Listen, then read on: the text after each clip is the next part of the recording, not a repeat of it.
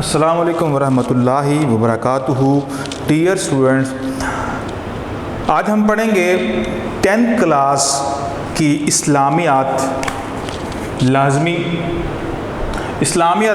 کا جو آج ہم چیپٹر پڑھیں گے وہ موضوعاتی مطالعہ ہے، اور موضوعاتی مطالعہ میں سے آج ہم جس کو پڑھیں گے وہ ہے صبر و شکر اور ہماری انفرادی اور اجتماعی زندگی۔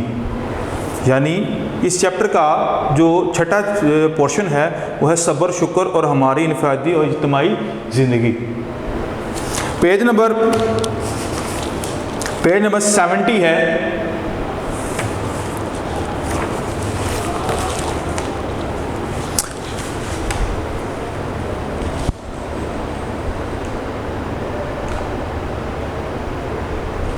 پہلا کوشچن ہے، اسلامی تعلیمات میں صبر کی ترغیب کیوں دی گئی ہے؟ یعنی کہ اسلام نے صبر کے بارے میں کیوں اتنا جو ہے وہ بات کی ہے، اس کو پروموٹ کیا ہے، صبر کے بارے میں آیات قرآن یہ کیوں دیا گیا ہے؟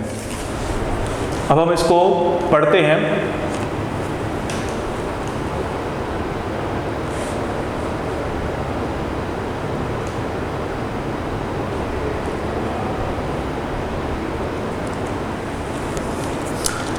یہ پہلے کوشچن کا آنسر ہے، یہاں سے شروع ہوگا۔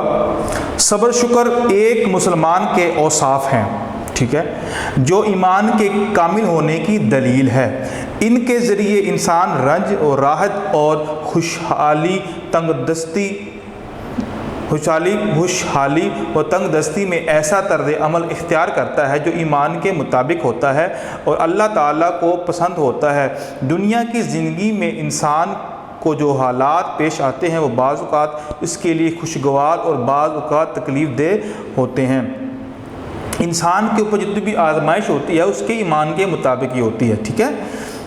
تو اللہ تعالیٰ جس کو پسند کرتا ہے، حدیث میں آتا ہے اللہ تعالیٰ جس کو پسند کرتا ہے، میں یرید اللہ بہ خیرا یصب منہ، اللہ تعالیٰ اس کو آزمائش میں ڈال دیتا ہے۔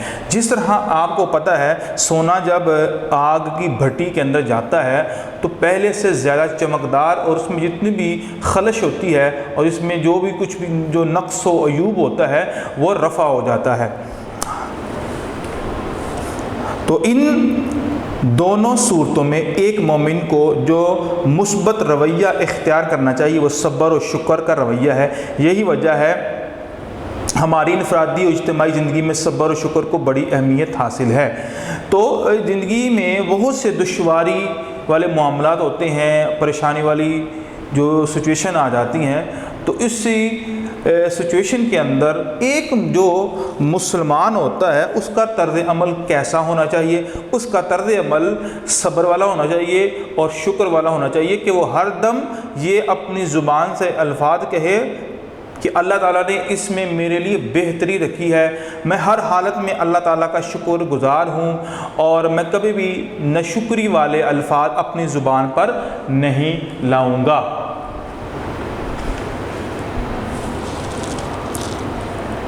صبر کے لغوی معنی ہیں روکنا اور برداشت کرنا، اور اس کا مفہوم یہ ہے کہ ناخوشگوار حالات میں اپنے نفس پر قابو رکھا جائے اور گھبرانے کی بجائے ثابت قدمی اختیار کی جائے، یعنی پریشانی، تکلیف اور صدمے کی حالت میں پامردی، ٹھیک ہے، ثابت قدمی اور ہمت قائم رکھتے ہوئے اپنے رب پر بھروسہ کیا جائے۔ یعنی جب پریشانی آ جائے، تکلیف آ جائے، تو صدمہ آ جائے تو ہمیں پامردی کے ساتھ اور ثابت قدم رہ کر اور صبر و شکر کر کے اس مصیبت کا ہمیں سامنا کرنا چاہیے۔ تو بیٹا یہ پہلے کوشچن کا جو آنسر ہے وہ یہاں سے لے کر یہاں تک آپ نے نوٹ کرنا ہے۔ دوسرا کوشچن ہے،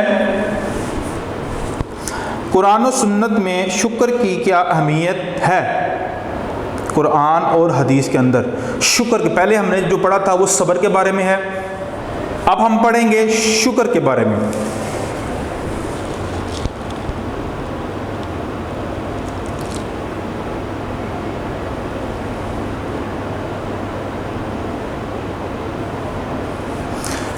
یہاں سے بیٹا یہ شروع ہوتا ہے.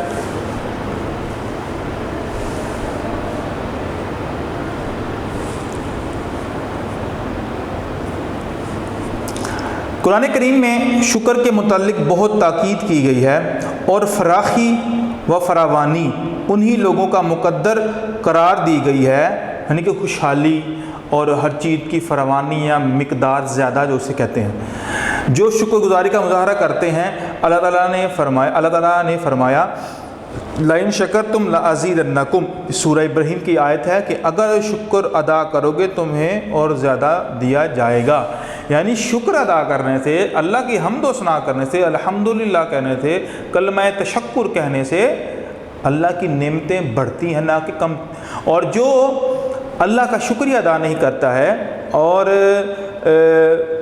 وویلا اور چیخ و پکار اور اس طرح کی بات کہتا ہے جو کہ اللہ کو ناپسند ہے، تو اللہ تعالیٰ اس کفران نعمت کی وجہ سے اور تشکر نہ کرنے کی وجہ سے اللہ تعالیٰ نعمتوں کو چھین لیتے ہیں.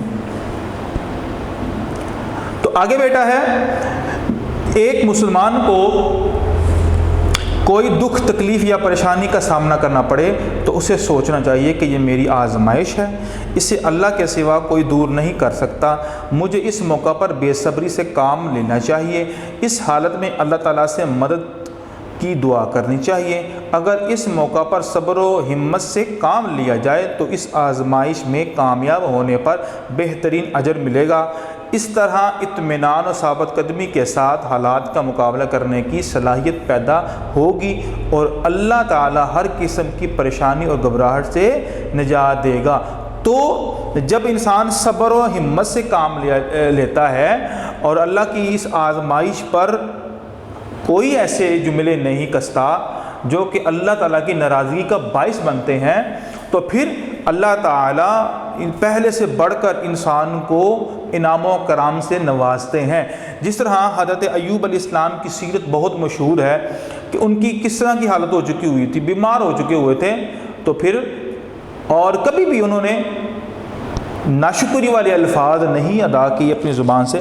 پھر اللہ تعالیٰ کے احسانات ان پر برسے، اللہ تعالیٰ نے پہلے سے بڑھ کر ان کو چیزیں فراہم کی، جو پہلے جو مال و دولت سے اس سے بڑھ کر اللہ تعالیٰ نے ان کو عطا فرمایا ہے. تو یہ ہے شکر کے بارے میں. تو یہ بیٹا آپ نے یہاں سے شروع کرنا ہے، یہ یہاں سے لے کر یہاں تک، یہ یہاں سے لے کر کوشچن نمبر 2 یہاں سے لے کر یہ بھی اس کی آیت کا، اس میں بھی یہ بھی آیت آتی ہے اور اس میں یہ بھی آتا ہے، یہاں تک آپ نے اس کو نوٹ کرنا ہے. آگے ہمارا جو کوشچن ہے پیج نمبر 71 کے اوپر کوشچن موضوعات مطالعہ کا، وہ کیا ہے کہ شکر کے لغوی معنی کیا ہے، نیز شکر ادا کرنے کے طریقے بتلائیں. شکر ادا کرنے کے طریقے بتائیے. تو اس میں یہاں پر 3 لکھے ہوئے ہیں، میں آپ کے سامنے رکھتا ہوں. شکر کے لغوی معنی، شکر کے لغوی معنی ہے کسی کے احسان و عنایت پر اس کی تعریف کرنا، اس کا شکریہ ادا کرنا، اس کا احسان ماننا اور زبان سے اس کا کھل کر اظہار کرنا. ان عنایات و احسانات کے اطراف کے حوالے سے اللہ تعالیٰ کی ذات سب سے زیادہ شکر کی مستحق ہے. ٹھیک ہے، تو یہ بیٹا پوائنٹ یہاں تک ہے، اس کو آپ نے یہاں تک یاد کرنا ہے. آگے نیچے سے آگے یہ اگر آپ پہ ہے، اگر آپ یہ والا حصہ، یہ والی لائن یہاں تک یاد کرنا چاہیں تو کر سکتے ہیں. آگے شکر ادا کرنے کے طریقے، جو ہمارا کوشچن ہے، شکر ادا کرنے کے 3 طریقے ہو سکتے ہیں. نمبر 1، زبان سے کلمات تشکر ادا کرنا. اب میں اگر آپ سے سوال کرتا ہوں کلمات تشکر کون سا ہے، کلمات تشکر شکر کرنے والا کلمہ کون سا ہے؟ ایک تو ہم اپنی اردو میں زبان میں کہتے ہیں اللہ کا شکر، یہ اللہ کا بڑا کرم ہے، ٹھیک ہے، یہ اللہ کی بڑی رحمت ہے.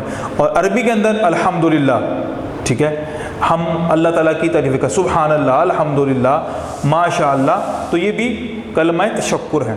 آگے دل میں اللہ کی عظمت اور اپنی اطاعت و بندگی کا احساس، یہ بھی ایک کلمہ تشکر ہے، شکر ادا کرنے کا طریقہ کار ہے کہ اللہ تعالیٰ کی جو نعمتیں ہوتی ہیں جب انسان کے اوپر برستی ہیں تو اس سے پھر کیا ہوتا ہے، انسان اللہ کے اور قریب ہوتا ہے اور اس اللہ تعالیٰ کی عظمت اور اللہ تعالیٰ کی جو شان ہوتی ہے اس کے دل میں اور بڑھ جاتی ہے، اور اطاعت و فرما برداری کا جو احساس ہوتا ہے وہ بھی بڑھ جاتا ہے۔ آگے ہے نمبر 3، اپنے عمل سے اللہ کے احکام کی بجا آوری اور اپنے آپ کو اللہ کے سپرد کر دینا۔ پھر ایک تو انسان عزم کرتا ہے، دوسری بات کیا ہوتی ہے، انسان عملی طور پر بھی جو ہے وہ شکر کا اظہار کرے۔ مثال کے طور پر بڑی مشہور چیز ہے کہ جب بھی انسان کو کوئی نعمت ملتی یا اس طرح کا کوئی اس کا کام ہوتا ہے تو پھر جو سجدہ شکر ادا کرتا ہے، 2 نفل پڑھ کے اللہ تعالیٰ کی حمد و ثنا کرتا ہے کہ اللہ تعالیٰ آپ نے مجھے یہ چیز عطا فرمائی ہے۔ تو یہ بھی ایک جسمانی طور پر، عملاً طور پر اللہ تعالیٰ کی جو نعمتیں ہیں ان کا شکر ادا کرنے کا ایک طریقہ کار ہے۔ تو یہ بیٹا تیسرے کوشچن کا آنسر یہ یہاں سے لے کر یہاں تک آپ نے اچھی طرح یاد کرنا ہے، اس کو نوٹ کر لیں آپ بھی۔ اب کوشچن نمبر 4 ہے، قرآن پاک میں صبر کرنے والوں کو کیا بشارت دی گئی ہے؟ اللہ تعالیٰ نے قرآن مجید میں جو صبر کرنے والے ہیں ان کو کیا بشارتیں دی ہیں؟ آپ پیج نمبر 71 پہ ہی اس کو دیکھیں گے۔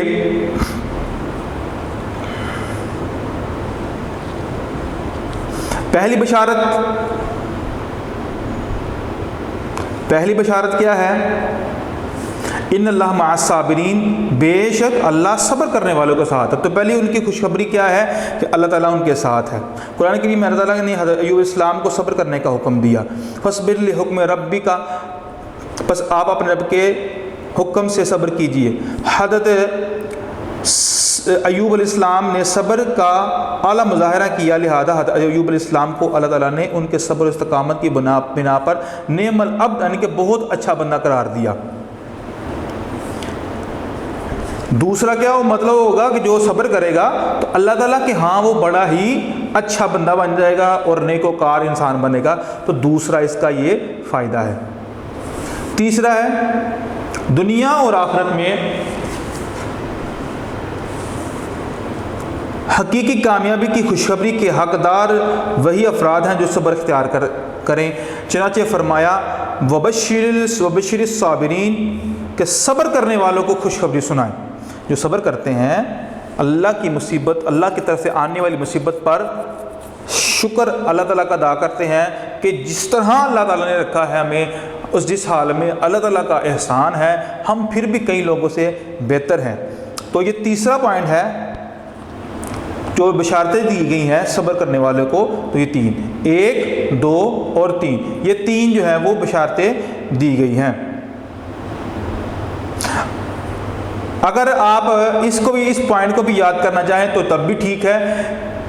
اگر یہ 3 اگر آپ کر لیں تو آپ کے کوشچن کا جو آنسر ہے وہ کمپلیٹ ہی ہے۔ ہمیں چاہیے کہ اگر کوئی تکلیف یا مصیبت آپ پڑے تو اللہ تعالیٰ کی رضا کی خاطر صبر و استقامت کا مظاہرہ کریں اور اللہ تعالیٰ کی عطا کردہ نعمتوں کا شکر ادا کریں، اسی میں دین و دنیا کی کامیابی ہے۔